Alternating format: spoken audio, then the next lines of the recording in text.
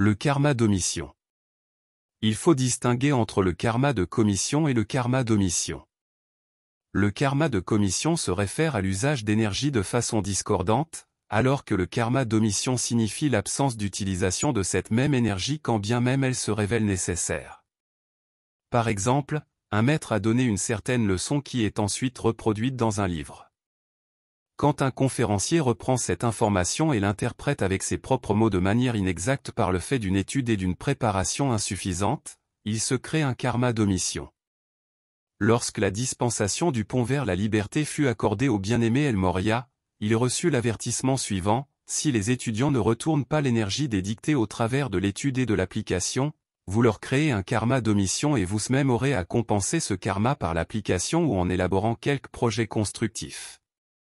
Ce ne fut qu'après avoir accepté cette condition qu'El Morya se vit accorder la dispensation par le conseil karmique. C'est aussi la raison pour laquelle les lois de la vie ne sont enseignées qu'au compte-gouttes par les gourous de l'Orient.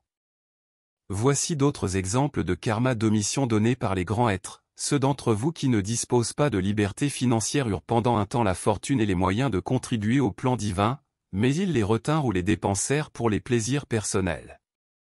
D'autres qui souffrent de limitation du corps et de l'esprit jouirent en d'autres temps d'une parfaite santé et de l'opportunité de servir Dieu, mais ils les utilisèrent à de basses fins.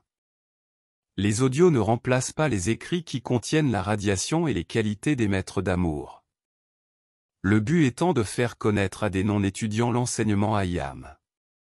Ce livre est dédié avec le plus profond amour éternel et avec toute notre gratitude au bien et aimé Maître Ascensionné Saint-Germain, Jésus, Nada, au grand divin directeur, à la grande fraternité blanche, à la fraternité du royal Téton, à la fraternité du mont Shasta, aux grands êtres de Vénus et aux autres maîtres ascensionnés qui, avec amour, nous ont dispensé une aide illimitée.